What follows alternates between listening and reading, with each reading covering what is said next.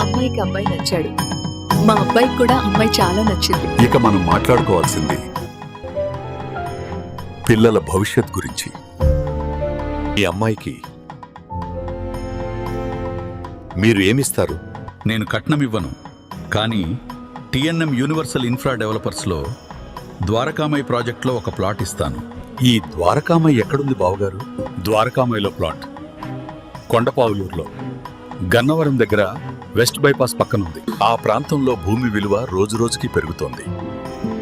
మీ అబ్బాయి మా అమ్మాయి ఇద్దరి భవిష్యత్తుకి ఉపయోగపడుతుంది. కట్నం ఇవ్వట్లేదు, మీరు భవిష్యత్ ఇస్తున్నారు.